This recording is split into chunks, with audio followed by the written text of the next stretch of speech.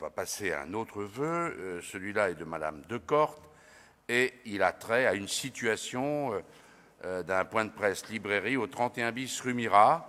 Je donne la parole à Madame Decorte et puis je demande à Afaf Gabellotto d'y répondre.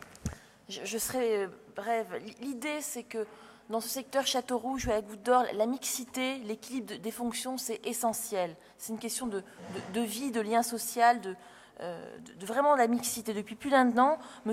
Botchak a ouvert un point presse librairie au 31 bis rue Mira, dans un secteur où il est essentiel d'encourager le commerce de proximité, la mixité, le lien social. Depuis le lancement de son commerce, l'intéressé rencontre de nombreuses difficultés. Les habitants du quartier sont attachés à ce nouveau commerce qui mérite d'être encouragé. Donc l'idée de notre vœu, c'est un vœu concret. C'est l'idée qu'il y ait un soutien administratif et financier de la ville qui puisse être accordé à ce point presse librairie situé au 31 bis rue Mira. Merci. Afaf Gabellotto. Alors, je suis un peu gênée par ce vœu parce que je ne suis pas insensible à la situation de ce monsieur. Je suis aussi très attachée au développement économique, à la redynamisation du quartier, au commerce de proximité. Mais je ne suis pas sûre que le conseil d'arrondissement soit vraiment le lieu adéquat pour discuter des difficultés financières des individus. Je ne suis pas sûre non plus que le conseil d'arrondissement soit le lieu pour discuter, en somme, des problèmes d'ordre privé. C'est délicat et voire même gênant. D'autant plus que la personne que vous citez ne nous a pas sollicité directement.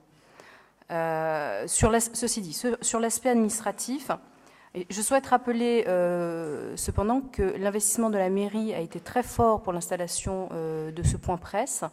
Michel Nerneuf peut en attester parce qu'il y a eu beaucoup d'efforts de fait. On a vraiment fait tout ce qu'on pouvait pour le voir apparaître et voir sa création à ce niveau-là de la rue et dans ce quartier-là.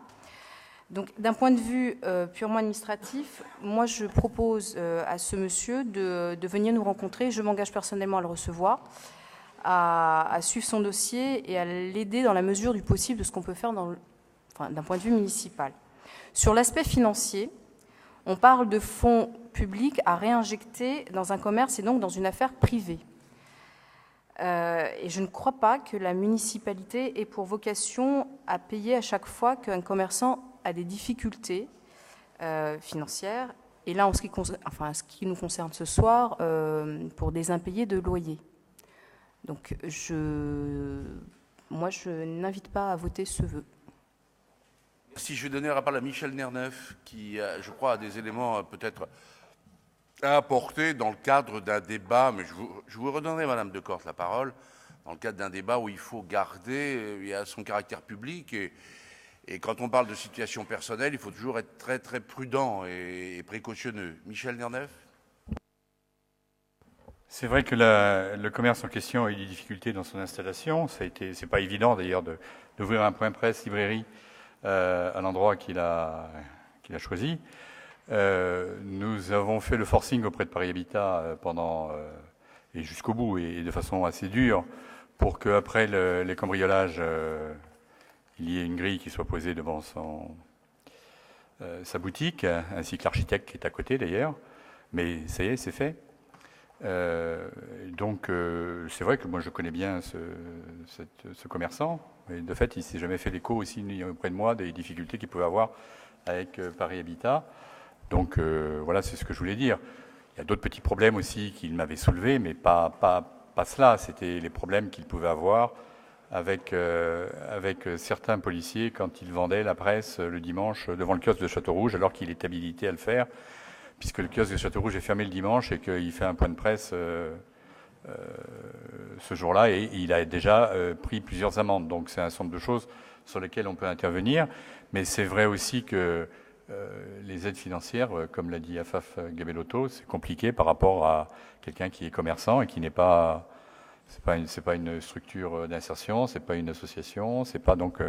a priori, voilà ce que je pouvais dire. Mais ce qui m'étonne le plus, c'est que, je veux dire, on n'a pas eu l'occasion d'en discuter plus avant et que voilà, la proposition est faite maintenant. Félix Beppo. Oui, monsieur le maire, je voudrais m'associer à votre remarque tout à l'heure et de m'adresser à Madame Decorte pour lui demander qu'effectivement, lui suggérer que sur des situations personnelles, comme viennent de le dire Michel Nerneuf et Afaf Gabellotto, on évoque les sujets entre élus responsables, si j'ose dire, et qu'on ne jette pas en pâture des noms. Excusez-moi, Madame de Corte, sur 2 vœux ce soir, vous mettez des noms très clairement et des situations sociales délicates. S'il est vrai que les élus autour de cette table sont là pour régler un certain nombre de problèmes de nos concitoyens, je pense qu'il y a un minimum de discrétion, de pudeur et de respect. Donc je vous suggère, comme il vous a été invité par Afaf Gabellotto